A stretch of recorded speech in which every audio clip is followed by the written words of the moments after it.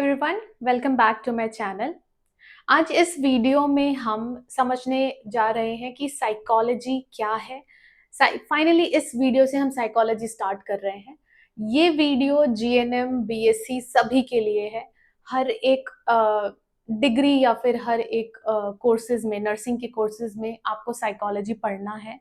And इसीलिए मैंने यहाँ पे बीएससी या फिर जीएनएम स्पेसिफाई नहीं किया है, क्योंकि ये सब्जेक्ट सभी के लिए है।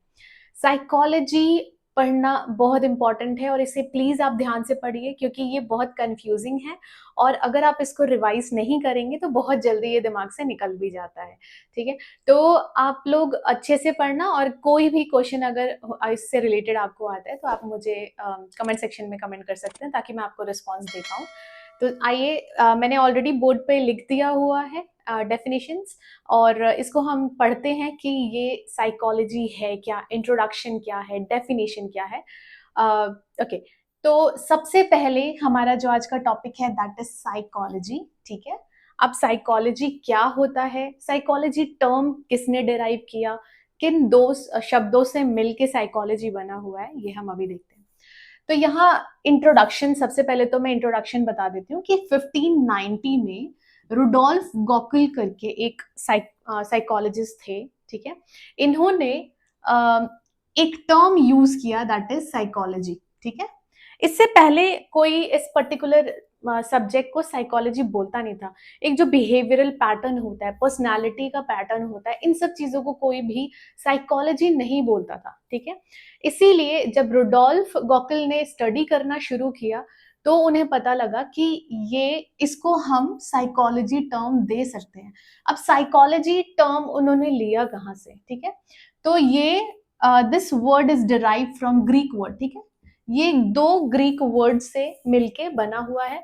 फर्स्ट वन इज साइक, या फिर आप साइकी बोल सकते हो। इसका मीनिंग होता है माइंड या फिर सोल। ठीक है, अब माइंड और सोल क्यों बोला है वो मैं आपको आगे बताऊंगी। दूसरा वर्ड जो हमारे पास आता है दैट इज लोगस।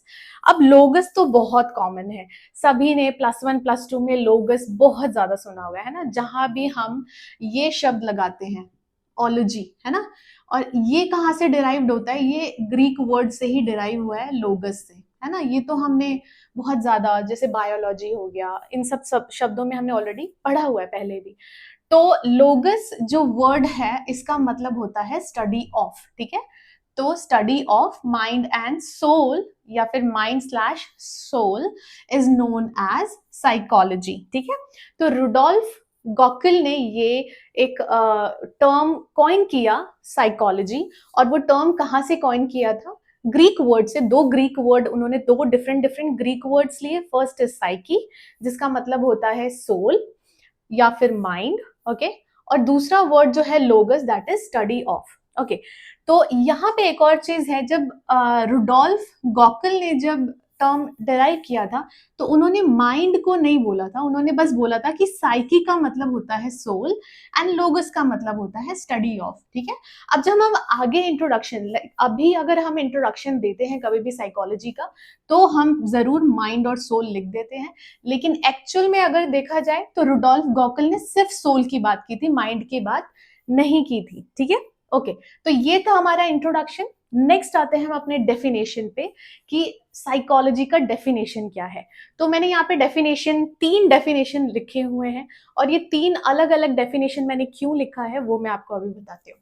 तो पहला डेफिनेशन है that is psychology is science of the soul. ठीक है, अब साइंस ऑफ द सोल ये डेफिनेशन दिया था रुडोल्फ गॉकल ने। ठीक है, रुडोल्फ गॉकल ने ये बोला कि जो साइकोलॉजी है वो सोल का साइंस है।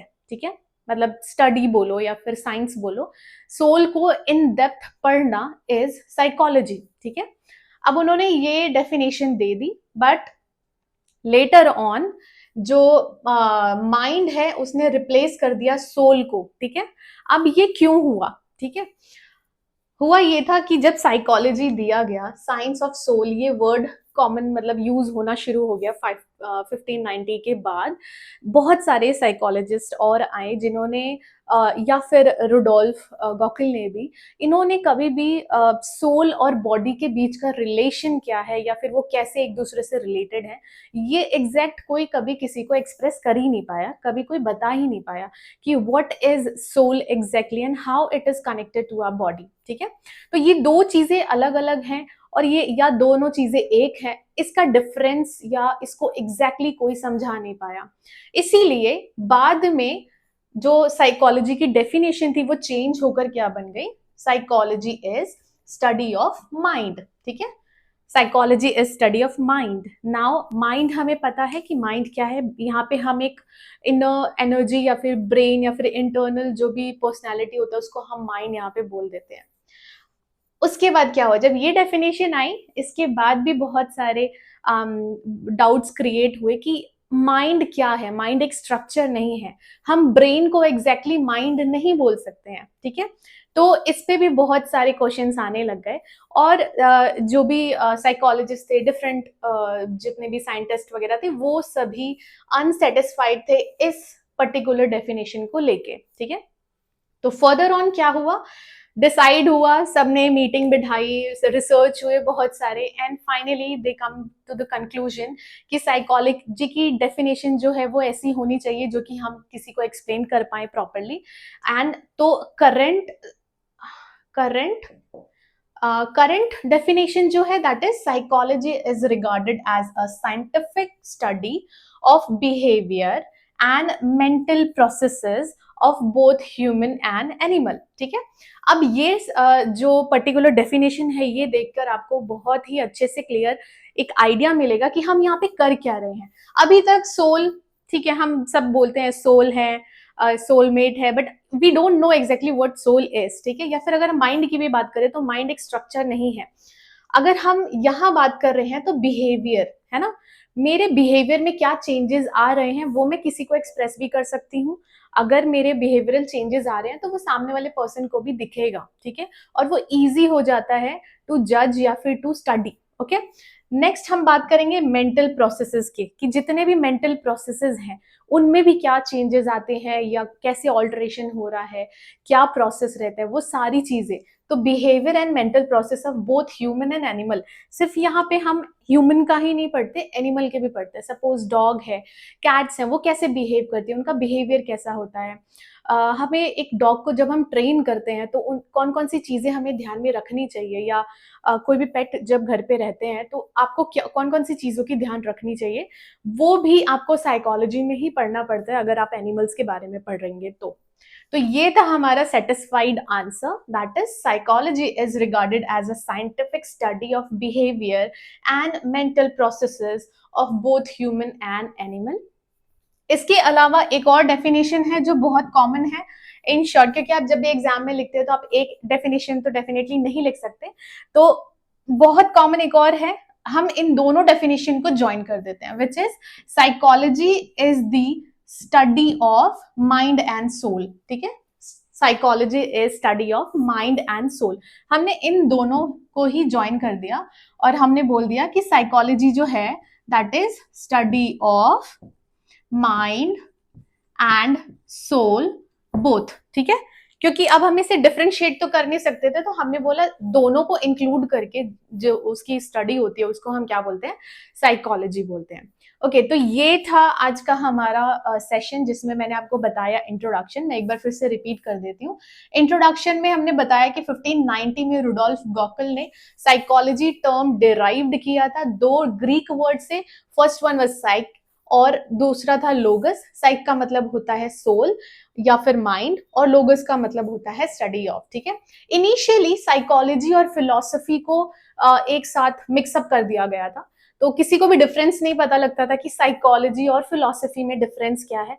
बट जैसे जैसे टाइम बीतता गया वैसे वैसे सबको क्लैरिटी मिल गई कि psychology is different and philosophy is different. ठीक है, तो साइकोलॉजी फिर हम इतना डिटेल में पढ़ना शुरू कर देते हैं।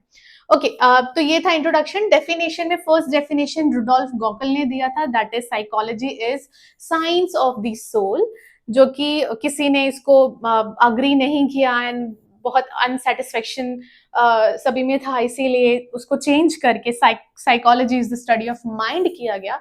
स्टिल इससे भी सब अनसेटिस्फाइड थे, तो लास्ट डेफिनेशन जो आई वो थी psychology is regarded as a scientific study of behaviour and mental processes of both human and animal. ठीक है, तो ये था आज का सेशन, और आज के लिए इतना ही। अगर आपको ये वीडियो पसंद आई हो तो वीडियो को लाइक करें, शेयर करें और चैनल को सब्सक्राइब जरूर करें।